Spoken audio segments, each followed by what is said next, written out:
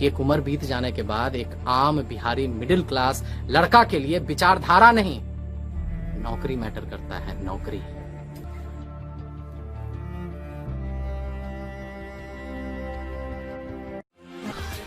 साहब, अगर आप इस भ्रम में हैं कि इस ट्विटर से क्या होगा, इस डिसलाइक से क्या होगा, तो आप आने वाले तूफान को बहुत हल्के में ले रहे हैं। ये चरण प्रक्रिया है आंदोलन का, ये इतिहास है 1857 का, ये दोहराव है 1947 का, ये क्रांति है आने वाले दूसरे संपूर्ण क्रांति का, ये पुनर्जागरण है जेपी के आंदोलन का, और ये जनता का रुझान है। और आप तो अच्छे से जानते हैं कि जनता ही जनार्दन है। अब तक धीरज मांगा था,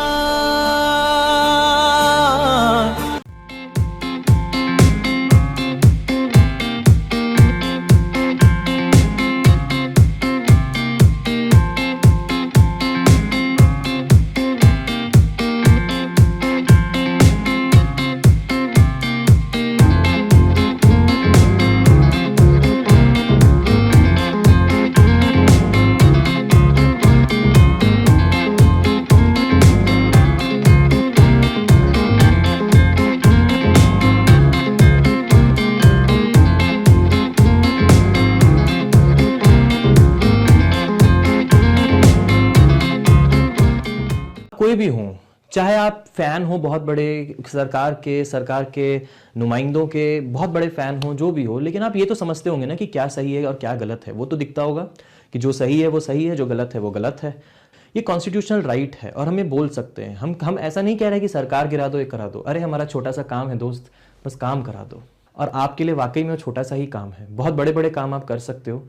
ये काम तो आप स्टूडेंट्स के लिए, यार स्टूडेंट्स के लिए, हमारा भविष्य है, हमारे देश का भविष्य है, जिसके बारे में हम बात करते हैं। आत्मनिर्भर बोलते हैं। आत्मनिर्भर कैसे होगा जब स्टूडेंट्स को कुछ आता ही नहीं होगा। 20 से 30 साल की उम्र में जब वो एग्जामिनेशन की तैयारी करता है और अंत में एग्जाम होता ही नहीं है। अगर एग्जाम होता है तो रिजल्ट नहीं आता है, और अगर रिजल्ट आता है तो ज्वाइनिंग नहीं आती। तो जो आत्मनिर्भर, जो भारत की बात हम कर रहे हैं, वो आत्मनिर्भरता आएगी कैसे, क्या करके आएगी? जब वो करने लायक ही कुछ नहीं बचेगा तो क्या करके आएगी? तो इसीलिए दोस्तों, आज मैं जो बोलने जा रहा हूं, कुछ शायद भक्तों को बहुत बुरा लग सकता है। देखिए, जो सही है वो सही है, जो गलत है वो गलत है। लेकिन उम्र के इस पड़ाव पर एक बात दिमाग में जरूर समझ में आ गया है सर, कि एक उम्र बीत जाने के बाद एक आम बिहारी मिडिल क्लास लड़का के लिए विचारधारा नहीं, नौकरी मैटर करता है, नौकरी। एक अदद नौकरी जिसके मिल जाने से हमारे वजूद पे लगा आवारगी का दाग धुल जाता है, वो सर्फ का चमकार नौकरी। पहले आईएएस और उसके बाद एसएससी, और फिर से फ्रस्ट्रेशन का ई लेवल हो जाता है कि सर रेलवे का गैंगमैन से लेके लोको पायलट का फॉर्म भरते भरते हम लोग अपने सेल्फ एस्टीम का ऐसा बत्ती बना लेते हैं कि रात में जब टेबल पे बाबूजी के साथ खाना खाने बैठते हैं ना, तो परवल तक नहीं घोटाता है सर। $5 ट्रिलियन इकोनॉमी, इसका सपना संजोया है। 5 ट्रिलियन इकोनॉमी के भारत का सपना दिखाने वाला सरकार, सरकार नहीं, जादू है, जादू। समझे?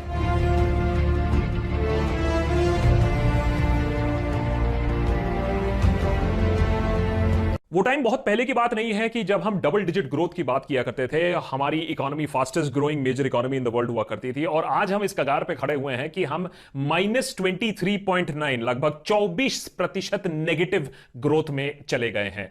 ये थोड़े पहले आंकड़े तो आप देख लीजिए जो आए हैं नेशनल स्टैटिस्टिक ऑफिस NSO से। ये सिर्फ एक सेक्टर की बात नहीं है, पूरा का पूरा इकोनॉमी का अभी बट्टा धार लग चुका है। इंडस्ट्रीज की अगर आप बात करें, अप्रैल मई जून के महीने में -38.1% डाउन, सर्विसेज -20.6% डाउन, मैन्युफैक्चरिंग की अगर आप बात करें 39.3%, एग्रीकल्चर जिससे थोड़ा होप था वो 3.4%। एक चीज है जो पॉजिटिव पे था, ट्रेड, होटल्स वगैरह वगैरह -47% डाउन है। ये हालत है आज इकोनॉमी की, जो कि हम आज देख रहे हैं one of the worst performing economies in the world. अब हम बन चुके हैं मेजर इकोनॉमीज जिसका इतना बड़ा कॉन्ट्रैक्शन हुआ है, लगभग 24% का।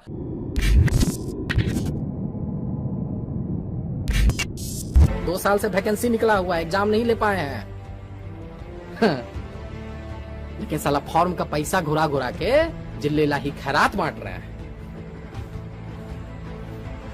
फिर भी हमारे बाप, जिनको इस सिस्टम के जगह उनका बेटा ही करमजला लगता है।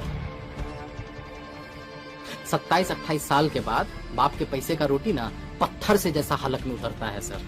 और फिर आप सर बोलते हैं कि कुत्ता पाल लो देसी नस्ल का, हाँ, खिलौना बेच लो।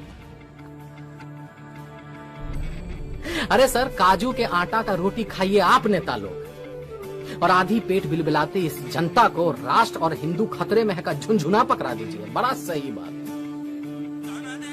अरे कान खोलकर आप सुन लीजिए कि 3/4 देश का जनता आपके आने से पहले भी हिंदू था और आपके जाने के बाद भी हिंदू रहेगा। काहे कि धर्म कोई फुटबॉल नहीं है कि राह पे चलता हुआ कोई इंसान इसको किक मार के निकल जाए। अरे आपको बड़ा शिद्दत और बड़ा उम्मीद के साथ हम लोग लाए थे कि आप सिर्फ हिंदू सम्राट नहीं, भारत सम्राट बनिएगा, युवाओं के दिल का सम्राट बनिएगा, युवाओं का दर्द समझिएगा। लेकिन जब सरकारी नौकरी के साथ साथ रेलवे स्टेशन तक बिकने लगे, जब 3 महीना में 18 करोड़ युवा अपना रोजगार खो दे, और जब विश्व में 4था नंबर पर अंबानी पहुंच जाए, तब लगता है सर कि दाल में कुछ न कुछ तो काला जरूर है। भाइयों बहनों, अभी जब मैं मोर का वीडियो बना रहा था, अचानक मेरे पास कोकिलाबेन का फोन आया। उन्होंने कहा, नरेंद्र भाई, हमारी राशि ने रसोड़े में जाकर के कुकर में से सारे चने निकाल दिए और खाली कुकर को गैस पर चढ़ा दिया। भाइयों बहनों, कितनी हद विदारक घटना है, मुझे पीड़ा होती है। और इसलिए मैंने देखा राशि ने अपने हाथों से चनों को कचरा पात्र में डाला था। राशि बहू, इससे अच्छा होता वो चने आपने मोर को खिला दिए होते। लेकिन भाइयों बहनों, आप ये भी देखिए कि आज हमारी सरकार है, इसलिए उज्ज्वला योजना के तहत घर घर सिलेंडर भी पहुंचा है। तभी जाकर के ये कारनामे हो सकते हैं। क्या ये कारनामे 60 साल कांग्रेस करती थी क्या? ये हमने किए हैं। और गलतियां तो भैया होती रहती है। मैं जब ट्रेन में चाय बेचा करता था तो मैं भी कभी कभी खाली पतीला गैस पे चढ़ा दिया करता था। वो बात अलग है कि मैं उस समय गैस जलाना भूल जाता था।